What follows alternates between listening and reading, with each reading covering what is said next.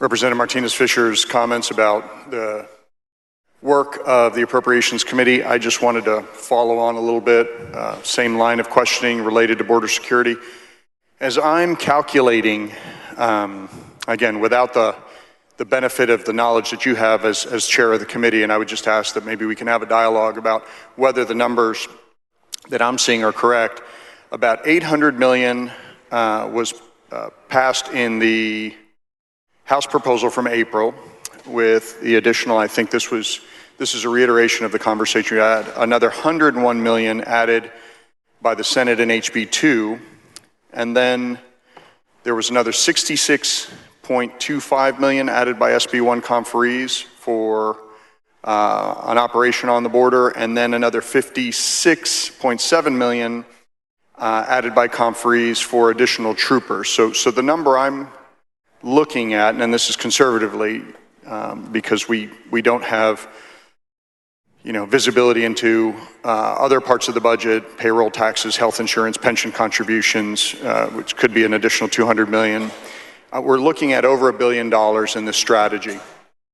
And I understand from conferees in my discussions with them that there are metrics related to this in the bill. Can you talk a little bit about those? Yeah, there is a reporting component, if you will, and that has been adopted previously. So much of the base language with respect to reporting metrics is unchanged, but there have been some changes. Two general things. One, we had old language that spoke to counties, but DPS tracks and reports its data per region, and so we made the way they track and report their data align with the language that's in the reporting requirement. And then the second is that we added some additional reporting elements that they weren't previously asked to report, and that is a semi-annual report that pertains to apprehensions and arrests that they participate in those border regions.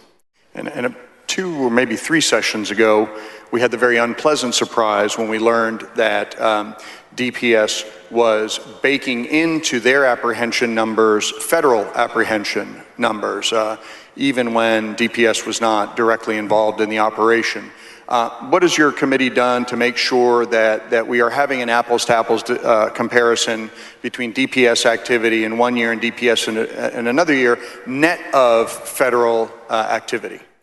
So the reporting requirement with respect to DPS activity states that if they either are directly involved or directly involved by assisting in an apprehension or an arrest, that will be reported. So to your point, if they were not involved, if they were not assisting, then per this language, that would not be in that reporting request or requirement. I appreciate that. And again, do we have a definition around assisting? I mean, what are the parameters of that activity? I can read the language to you. I don't have a specific definition. To me, assisting means that they were actively engaged. And let me give you an example. So something material, right?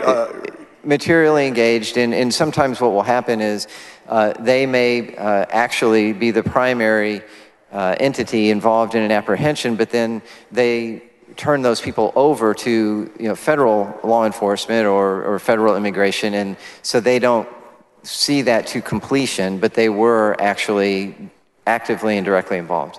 And in that fact pattern, I think it would be absolutely proper for them to take credit for being involved in that activity. So you would, and just to try to put a bow on this, you would consider there to be a materiality threshold for their involvement in any joint operation? Correct. Okay. Thank you for answering those questions. You're welcome.